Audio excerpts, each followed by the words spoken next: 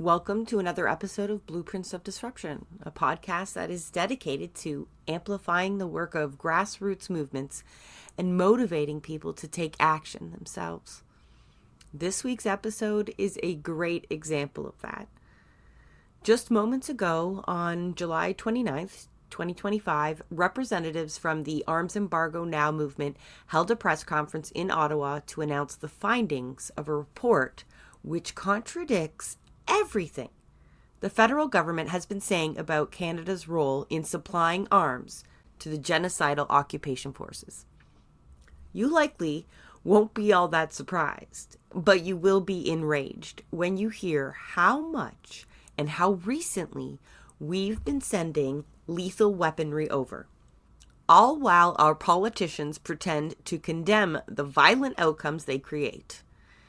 It isn't just hypocrisy. This is outright lying, and it's just the tip of the iceberg. Rachel and Haneen are here to talk about exactly what's in the report, what it took to bring it to light, and what they plan on doing with this information.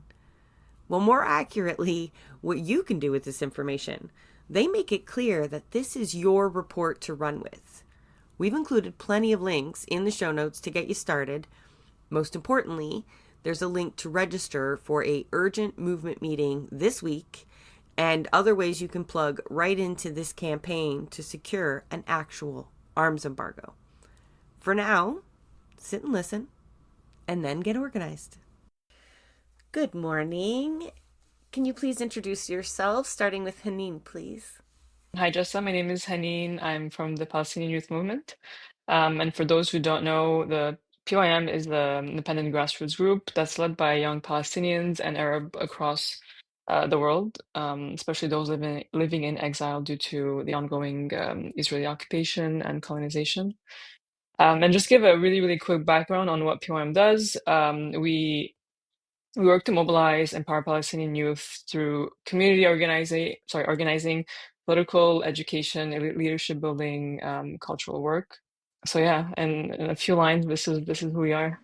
Hi, great to be back on this podcast. My name is Rachel Small. I'm the Canada lead with World Beyond War. We're a global grassroots org taking on the military industrial complex, literally trying to abolish war. Here across so called Canada, we work really in solidarity with people all around the world who are facing the blunt end of war, who are in Gaza facing Israeli machine guns, but also in Sudan, in Congo, in Ukraine. Our work over the past 21 months has been very focused on untangling the Canada Israel arms trade. We recognized a real lack of information in terms of government transparency, but also in terms of other research. To really trace Canada's role in arming Israel's genocide. And so that's been one of our key focuses over the past 2 years. I mean, and extending before that as well. One of your key focuses. My chuckle was just, you already, the plate sounds so full. I mean, you started with, we're trying to stop all war, and plus, here's how we're doing it. Both of your organizations have your hands full. We already know what's brought you together.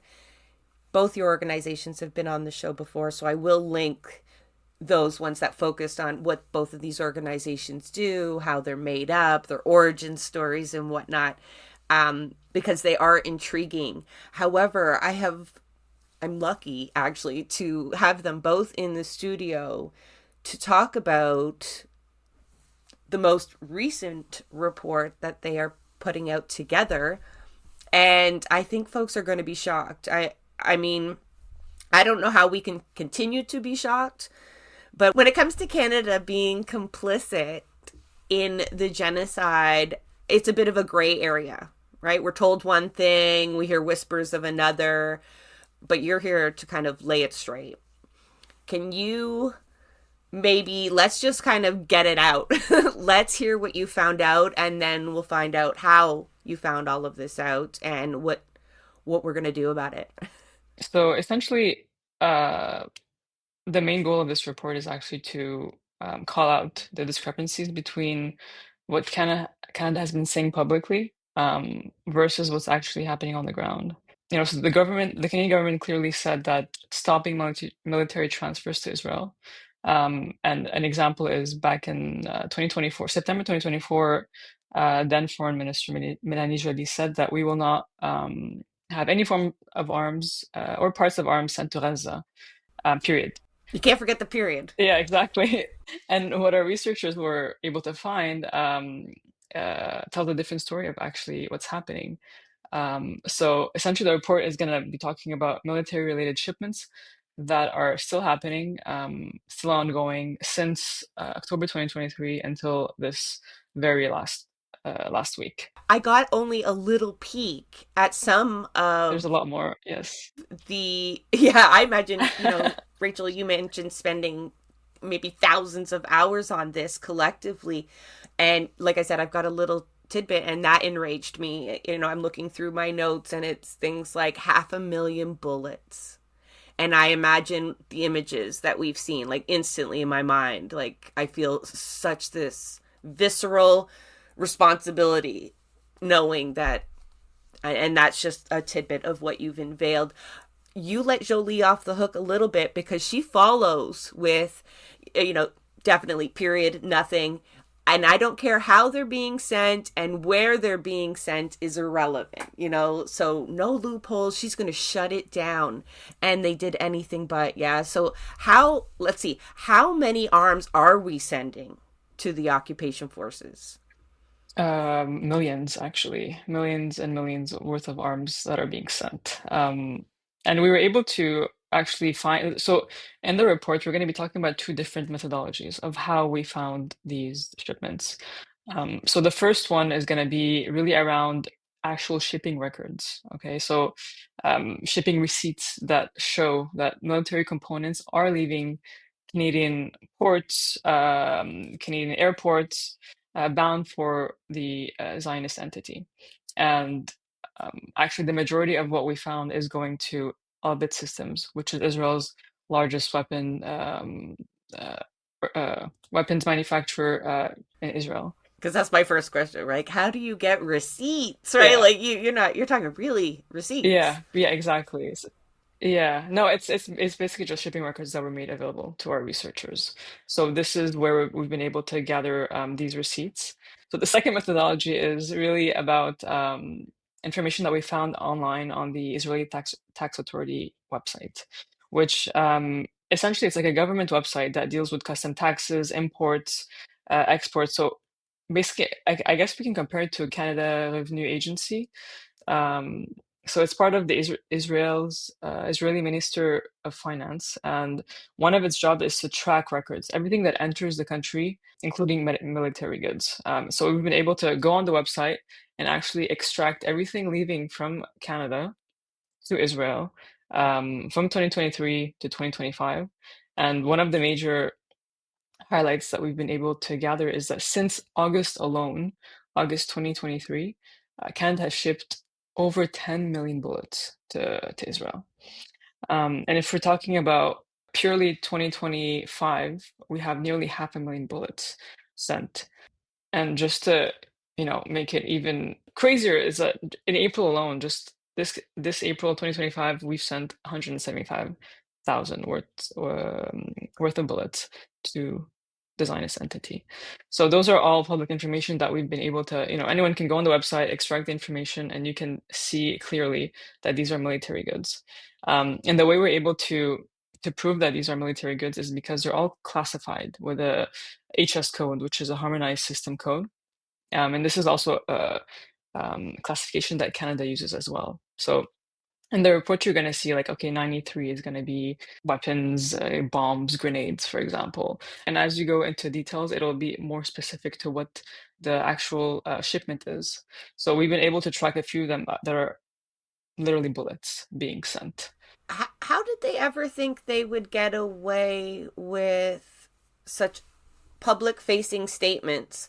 You mentioned Jolie, but Carney repeatedly also has said absolutely not. I mean, bullets are weapons, right? Like there's, components, that whole argument. Rachel, you were on before and talked about how they tried to walk around the idea that it was just like components for drones and that doesn't make us so bad. And, without all the other parts, everyone else is doing it, they'd have to put it together. But these are bullets.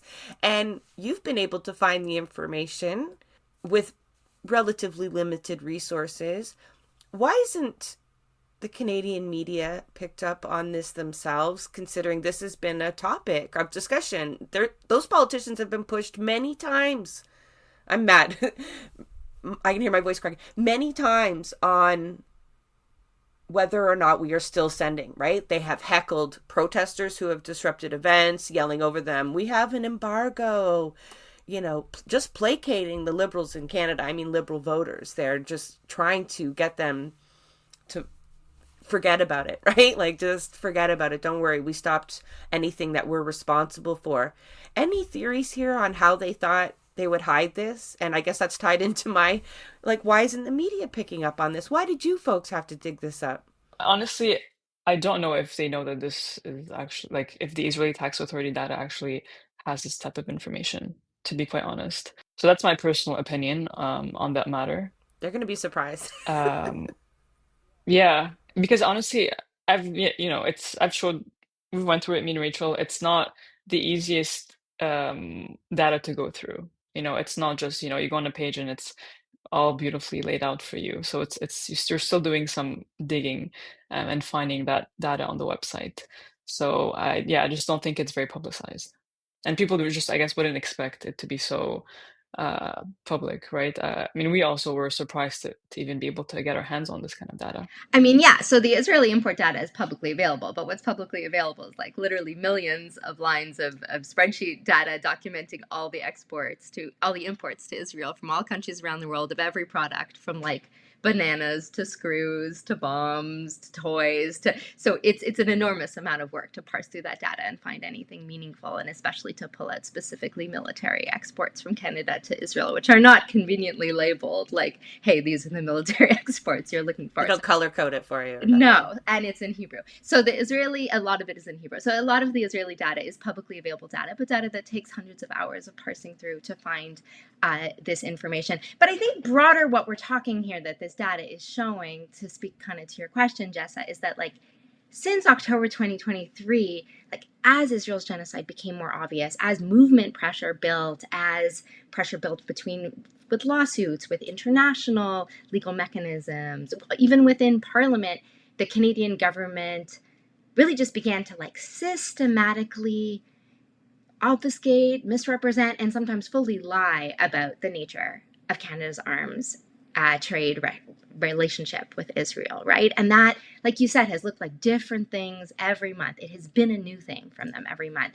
They've tried to downplay like the lethality of these goods, or like you're saying, Jessa, like, oh, these are just components, as though like the part of a fighter jet that bombs people is like not lethal, only the entire jet as a whole is lethal. Like it was kind of obviously nonsense. But that was one angle. Another angle is that they made huge hay out of their announcement that we have paused issuing any new export permits to Israel. They said this over and over and over. They passed a bill. Am I crazy? A motion, a non-binding motion, was passed by Parliament, and they said they would respect it, and then they sort of made this big deal announcement. We're not issuing any new export permits to Israel, which I should say was a significant thing to do, made the Israeli government extremely mad, made international headlines around the world. It was an important step we forced them to do, and it's good that they stopped issuing any new permits. But what they conveniently failed to mention is that they had just approved hundreds of new permits in the first 3 months of the genocide, right before their January pause in December, November, October. They were busy pushing through tons of approvals. And those permits that had already been approved, they didn't cancel those, right? So what this report really shows is, hey, those permits that we've been calling you out on for over a year that you didn't cancel before your big pause, we now see what those permits allowed for. And they allowed for just this constant shipment of military goods, unending up to this week, from Canada to Israel, and it is everything from fighter jet parts, communications tools, electronic warfare systems, to ammunition and cartridges and bullets. It's extremely damning data that's in this report. And I mean, it really shows the lengths the Canadian government went to conceal Canada's role in Israel's ongoing genocide in Gaza. And really, you can pick any government statement, I think, about the arms exports to Israel over the past 21 months, and I think this report would debunk it. Even for me, who was one of the folks who founded the Arms Embargo Now campaign a year ago and has been coordinating it since, who knows that the Canadian government has been lying about these arms exports, and we've been sharing with the public and with our communities, like, hey, they're not telling the truth about it. Even for me, this report was shocking. I did not expect to see more than nearly 500,000 bullets from Canada to Israel since October 2023. I did not expect to see F-35 parts going directly from Canada to Israel. We thought they were all going via the US. And I should really point out that the data in this report is a snapshot. We make no claims that we caught all the shipments. We know we didn't. We know that what we caught was a snapshot. We caught, like Haneen said, 47 detailed shipping records. So those are like commercial shipping records that say X package left this factory on this date and went to not just Israel, like went to this Elbit facility in Tel Aviv on this date. So we've got 47 of those really detailed receipts. There are hundreds of shipments. We only got 47. So we will never say this is the full picture. But what this snapshot shows is damning and shows that the Canadian government's been lying. Makes you wonder what else we don't know, right? You know about the loopholes to the US or other states that eventually end up in Israel. You know you probably missed some line items amongst these millions of records. And then there's like, what don't we know? What doesn't have a tax trail? Do you think the Canadian military is aiding the Israeli army in a way that they're not being forthright about? Are all of these shipments commercial shipments, meaning going through commercial routes?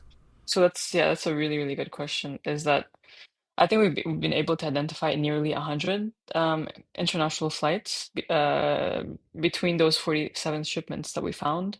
And about 64, I believe, about 60 of them are commercially passenger air flights. So that means that military cargo was literally loaded beneath every traveler, on their families, on their students, on their people just trying to get from one place to another.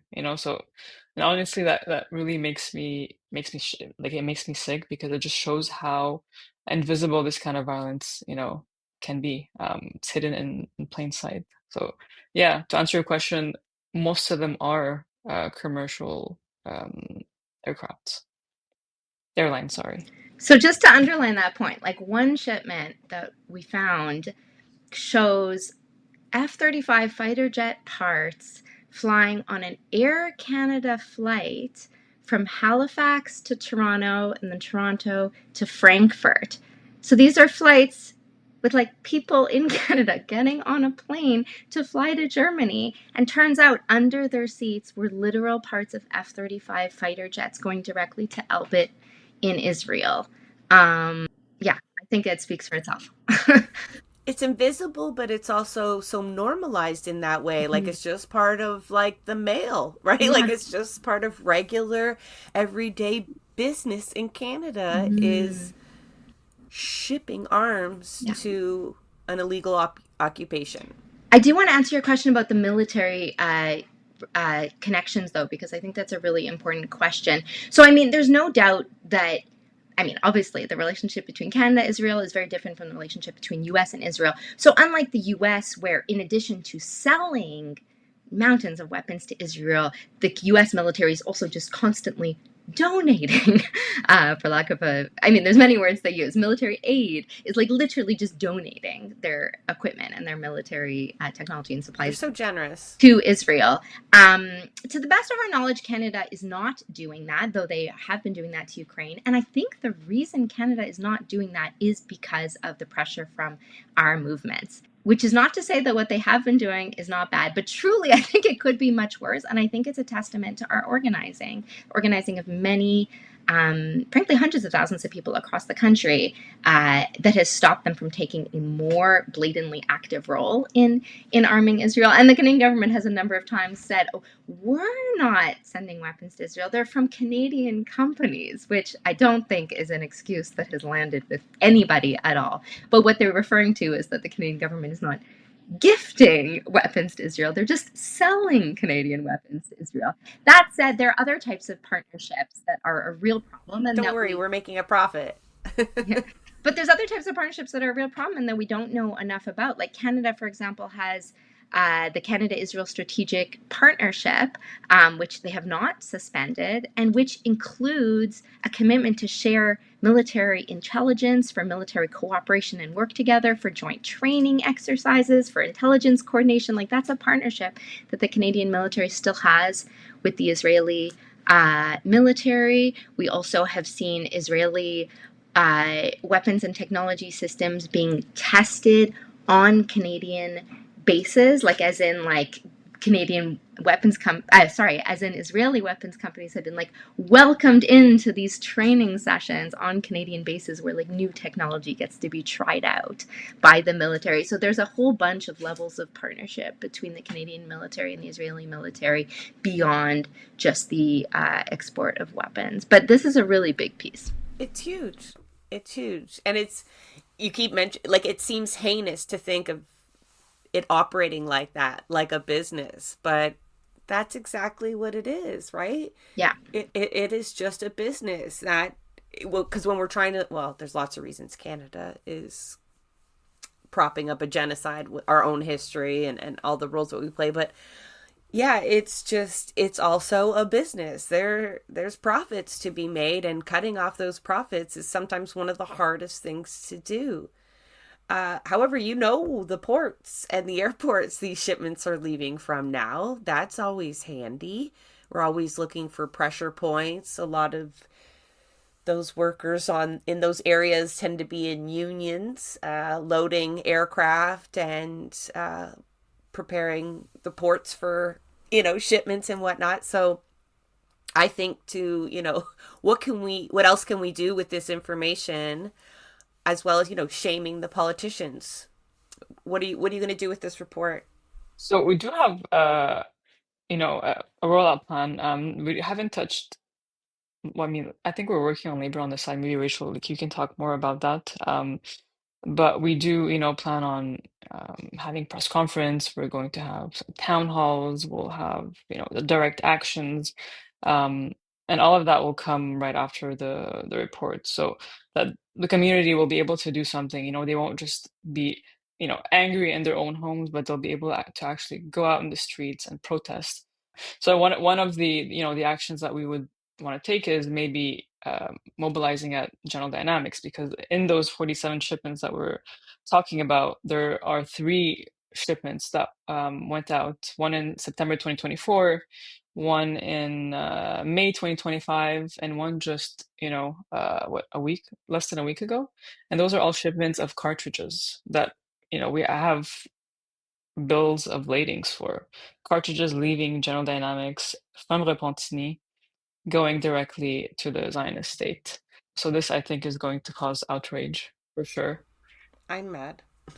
Sure. Yeah. No. What are the other? You mentioned General Dynamics. Sometimes people are really shocked to learn. I know when we did Rachel's episode, we included like this kind of interactive map that you had put together.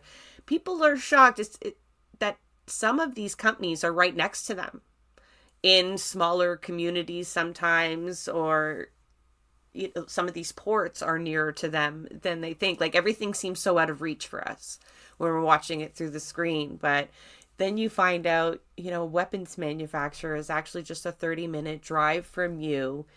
I mean, there's lots people can do with that information, but what are the other companies that were prominent in the receipts? Can I just first say, for those listening to this podcast right away, this Thursday, July 31st, we're holding a big urgent movement briefing. And that is where we'll be sharing this report in detail with our movements, with our people, and going through what it means, and also showing these maps that show where are the shipments that we identified coming from, but also what does the broader web look like of companies that we know across Canada are arming Israel. We've got some maps of the routes that are being taken on these flights as well, so that will be really a chance for people across the country to dig in at the bigger picture, but also locally. Like, what does this complicity look like? Like you said, right in my backyard. And on that call, we'll also be emphasizing what I said earlier, which is, look, these 47 specific shipments that we found, unfortunately, this is not the picture of all the complicit companies. These are the ones we happened to spot, and they include some major companies like General Dynamics, like CAE, like Pratt and Whitney, and they include some local, like mom and pop electrical shops in the Greater Toronto area that, frankly, a majority of their business is probably not to do with the weapons industry, but here they are exporting some key components to Elbit Systems. But these 47 shipments, again, just a snapshot, and they don't show the full picture that we've uncovered in other ways of what are all the other companies in Canada that we know are arming Israel and that we know are exporting weapons, even if we didn't manage to grab the literal shipping receipt on a particular a day. But I'll let Haneen jump in on some of the other kind of companies that are featured here. Yeah, so we've named seven major cities that are shipping these military components. So we have Montreal, we have Halifax, Calgary, Vancouver, the GTA, Waterloo, and Ottawa. Um, and Rachel mentioned a few of them, like CAE, there's Telia, there's Nexia, there's Intercorp. You have the little companies that she was talking about, like AM Rubber and foam gaskets. So it's like little components um, that are being sent. But honestly, whatever it may be, whether it's a sheet or insulation or whatever it is, it's still part of the broader military, maybe jets, or drones. So every little detail is a Canadian company supporting the ongoing genocide in Gaza. But yeah, I would say even CMC, Pratt and Whitney, those are pretty huge. So there's a lot of companies that were named actually in those 47 shipments. You're going to be able to see the companies, where it's coming from, where it's going to in Israel, and like we've said before, the majority of them are going to go to Elbit system. So this is a clear indicator that these are going to, the largest weapons manufacturer in Israel. You're going to see when they're leaving exactly, when they're arriving, what airlines, the airline flights. So it's going to be extremely detailed and very, very hard for the government to deny any of this, because the one of the columns that you're going to see in those tables is the goods description. So you're going to see military aircraft. You're going to see antennas, sensors, all like components that are what makes these for example, these jets operate, and take off safely and be able to target, to be able to have, those sensors. So, yeah, we're going to be doing a very deep dive into, what these components are and how they're being used. So we mentioned a study case around the F-35. And for those who don't know, but I think the majority of people know, but since October 2023, Israel has been carrying out um, what we can call genocide from the sky. So at the center of this campaign is the F-35 fighter jet, which can carry over, I think it was nine tons of bombs, which is enough to, like, it's enough firepower to wipe out entire neighborhoods. And that's what they've been doing, wiping out neighborhoods, refugee camps, homes, hospitals, and even so-called safe zone. Um, so in that section of the case study, we're going to talk about how Canadian companies are, deeply tied to this weapons of mass destruction, which was the F-35. And even, you know, when you go on Lockheed Martin's website, they boast about the fact that like $2.3 million worth of Canadian-made parts are put into these fighter jets. Um, And amongst these companies, we're going to be naming, Nexia Canada, which are shipping a device which is called a modular product tester.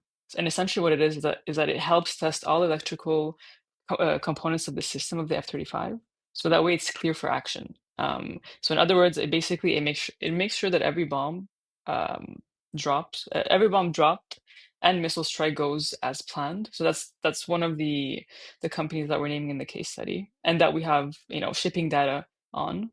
Another one is going to be CMIC Electronics, which send what we call Doppler navigation sensors, and this essentially gives a jet ultra precise guidance. Which is, the cruel irony is that despite being called precision, this has killed over 60,000 Palestinians since October 2023. And then lastly, we're going to talk about Celia in more depth, because Celia has contracts with Elbit in order to build these components and parts that are actually going on the F-35's body.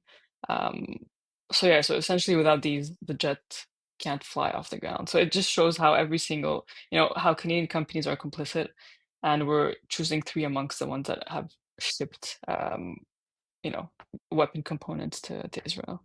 I would imagine some of the smaller companies might be easier to lean on as well. They wouldn't like this kind of exposure for selling, even these tiny non-lethal components that you've laid out are actually quite lethal in themselves. But it gives me hope to hear that sometimes these little bits have huge implications, meaning you don't necessarily have to stop the whole plane.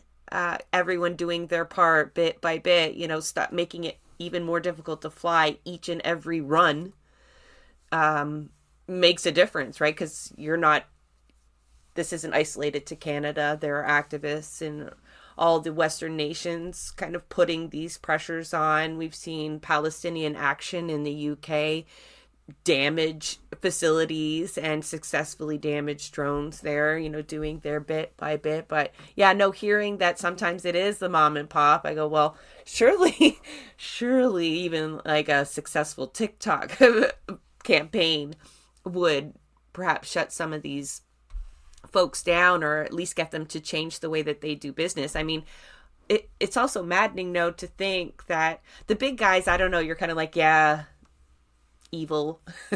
But how small folks couldn't turn down a little bit of profit to not fund a genocide, I don't think I could understand. I mean, I don't understand the other guys anyway, but I thought it would be a deterrent, even just with political distaste. Forget maybe you don't have morals, you don't care about people on the other side of the earth for whatever reason, but why would you step into this madness and fund this if you weren't 100% sure that you weren't contributing to a genocide? I mean, I had a restaurant down the street had Israeli couscous on their takeout menu, and I was like, next. Like, no. Like, you don't have to list that in this day and age. Like, are you kidding me? That's a seasonal menu. I will never go there again. Like, what are you doing? How can you not take like the smallest little stand at this point? But that's them. Our real anger really should be the Canadian government, right? They're supposed to be mediating this unhinged capitalism, but we elected a banker. But that banker just said, I mean, this is as far as they've really gone, I think, in language, calling Israel's actions, he means the denial of aid, not the bombing or the F-35s, a violation of international law. So already they have obligations to not be sending weapons to Israel, right? Because there have been ruling after ruling. They are actively contributing to something they're obligated to stop.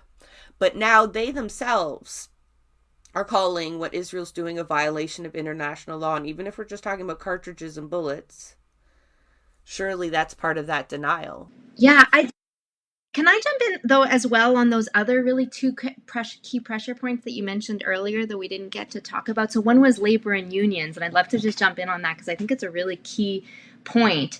So as you mentioned, yeah, now that we have some specific information about some of the factories that have been doing, from which some of these shipments are leaving to Israel, and also the methods of transport, it does highlight the role of workers, most of which are not unionized, some of which are.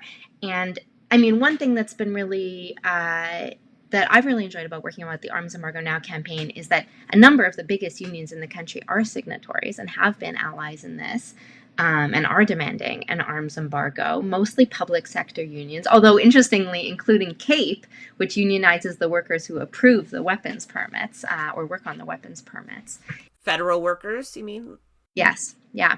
But also, there's a whole bunch of unions that are part of it. But notably, I mean, a bunch of these factories are Unifor factories, are Unifor shops, where the weapons identified, the shipments in this report were identified. And I mean, Unifor just, I think it was a month ago, finally put out, frankly, a really powerful statement demanding an arms embargo on Israel. So I see this as a really important opportunity for Unifor to step up and to continue to step up and say, look, we called for an arms embargo a month ago.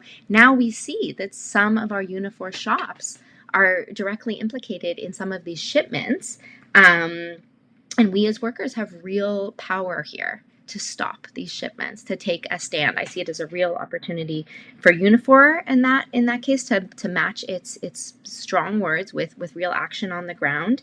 But frankly, also, as you mentioned, there are workers across the transportation lines. This report does reveal, as Haneen mentioned, many commercial flights on many different airlines leaving all the main airports in the country. So there's the airport workers, the airline workers, but then also there's shipments by rail on CN Rail, leaving out of the port in Halifax. So these are other spaces of intervention for workers. And of course, many on trucks going on Canadian highways. So I think there are like a lot of points of intervention, which I'm excited about. But then the other thing is, once these flights leave Canada, many of them are being transshipped, or transshipment, that's what's called, through Europe and through other cities around the world. But I mention Europe specifically because the EU has quite strict requirements on what needs to be declared if you're shipping weapons through European airports, or in fact, even flying it over EU airspace. And I was just speaking last week with an activist from Belgium, where just a couple weeks ago they had an incredible court victory where a regional court declared that no weapons to Israel could go through a port in Belgium. And what they didn't have at the time, those activists, is evidence that weapons were also going through Belgian airports. So what they're hoping is that this is just kind of one offshoot from this report, but they're hoping that the evidence we've shown that there's weapons that fly through the airport in Liège, that will be what they need to be able to get a ban on these weapons also flying through Belgian airports. So we really, the weapons industry and the flow of weapons is obviously global and obviously defies any of the border restrictions that any government is talking about putting in. Like, these weapons fly effortlessly across borders, but so do our movements, right? And we are, as you mentioned, connected to activists all over the world. And we don't stop feeling responsible for these weapons the second they leave Canadian airspace, right? And we just kind of pass I don't want to say the responsibility, but we pass kind of the load of organizing against these weapons onto our friends in other countries when they go there. And they're ready to pick that up and to see what they can do to stop these shipments too. Just think of it, you've given your Belgian comrades points of intervention that they may have been lacking. They got a victory. They need another goal. They're looking for other ways to contribute. So, let it not be a burden to them, but let them roll with this information. And I imagine you're hoping a lot of folks are going to pick up with this information. I'll include links to the urgent movement briefing on Thursday, so folks will have plenty of time to listen to this, but then really get the meat and potatoes from all the work you, Haneen, have done. Just describing the database kind of gave me a headache, trying to think of going through all of that information.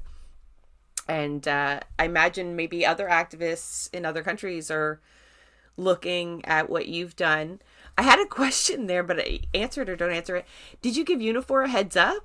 Yeah, we are in communication with the unions, especially the ones that have been kind of calling for an arms embargo, and yeah, we are in communication about them with them about this report, and we hope that they will be able to use this information and mobilize their membership and go through their processes to take real action based on it. I obviously can't speak to what they will do, but yeah, we would consider all of these workers and these unions allies in this struggle, and we each have our lane where we can take action on this, and I think workers are a key one. And I should also, of course, give a shout out to Labor for Palestine, which has been doing such amazing work organizing with unions and with labor over the last 21 months, especially, and they're a key part of this report as well.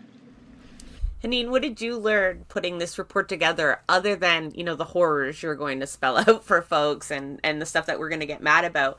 But I mean, like, talking to other activists who sometimes have to do this kind of tedious, long-term work when everything seems so urgent, right? This took a long time.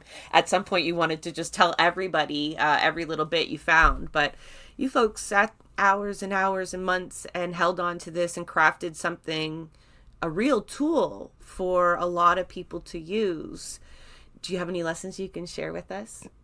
Listen, it really did take a lot of time. It took a lot of energy, but at the end of the day, for the longest time, I think we've all felt very hopeless, like what can we do?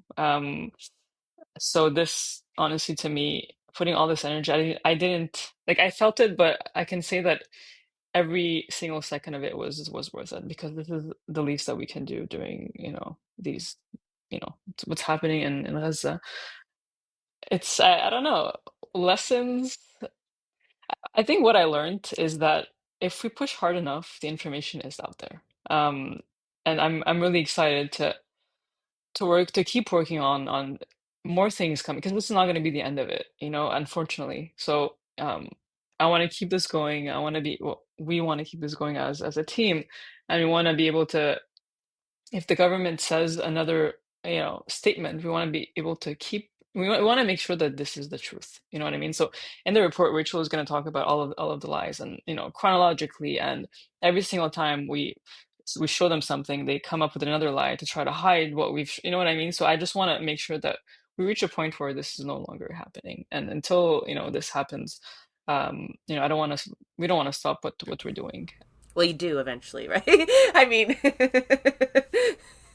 one day I mean, we can until rest, perhaps.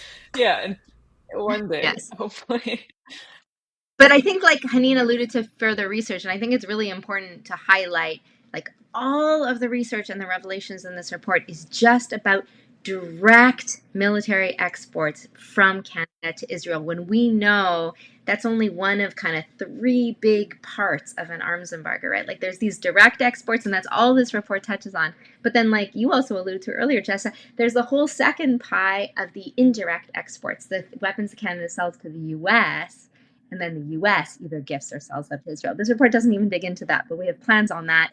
And then the third whole piece that this report doesn't touch on is all the weapons Canada is buying from Israel. So we're showing, hey, look at all these things Canada is selling to Elbit. We haven't even touched on yet, what is Canada buying from Elbit? Like, how are we flowing Canadian, in this case, taxpayer dollars, by Canadian military, but also Canadian police forces buying tons of military equipment from Israel. This doesn't even get into those two pieces. So there's lots more to uncover. But I mean, one thing I want to say, though, about this research and this report is that I think it is like a really shocking amount of information about these exports. But on its own, this information is not going to change what the Canadian government does. What we need this report to do is to generate a political crisis for the Canadian government, and that's our purpose as as movement organizations like POAM and World Beyond War. We're not like research think tanks, right? Like, if we're putting these hours into a report, it's because we need it to change Canada's material support of Israel's genocide. And the only way that's going to happen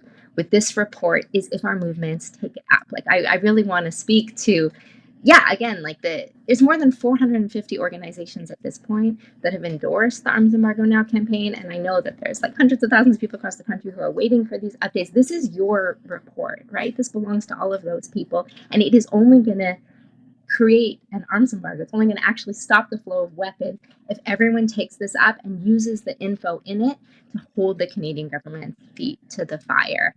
And we know that kind of pressure can force them to act. But the report on its own, unfortunately, the truth, the information, like we have decades of social movement history to know that the truth on its own doesn't create change. It's when people mobilize the truth to put real pressure on the government that change happens. So I hope that everyone will consider this their report and will run with it, whether that's confronting their local MPs, whether that's as Haneen mentioned, perhaps showing up at some of their local weapons factories. And we'll have lots of ideas of what people can do with this report on Thursday's call. And if anyone's listening to this podcast and Thursday's call has passed, all of the info is at armsembargonow.ca/report. So the report is there. The information on the urgent movement briefing is there. And if the briefing has already happened, the recording will also be there. I can only imagine you have some suggested actions. I would like to see what didn't make the final cut. Things we could do, things we want to do, things we're legally allowed to do, other. Yeah, I look forward to seeing the report in its entirety. I will link as much information as you release it. We will feed it into the show notes for folks just looking to click and end up at World Beyond War's website or Palestinian Youth Movement. I usually steer folks towards your Instagram. It's full of actions constantly happening right across the country. Do you folks have any parting words? I would say I hope that everyone, feels as infuriated as we do, and that, people reach out. I think we're also going to have an email on the arms embargo website. So if they have any questions, anything like that, we'll answer any question that it may be, and to support, share, talk about it, because this is what's going to really make a difference, like Rachel said. It would be nice if everyone had that in their pocket, for when they tried to that line, we don't sell arms, and everyone just knew in the back of their head, no, we know you do, like that just doesn't fly anymore. They're going to have to either retool their argument or stop. Yeah. Right. So yeah, we will do our best to amplify this and all the work that you do. And I very much appreciate all the work that you do and your comrades behind you. Thank you so much. That is a wrap on another episode of Blueprints of Disruption. Thank you for joining us. Blueprints of Disruption is an independent production operated cooperatively. You can follow us on Twitter at BP of Disruption. If you'd like to help us continue disrupting the status quo, please share our content, and if you have the means, consider becoming a patron. Not only does our support come from the progressive community, so does our content. So reach out to us and let us know what or who we should be amplifying. So until next time, keep disrupting.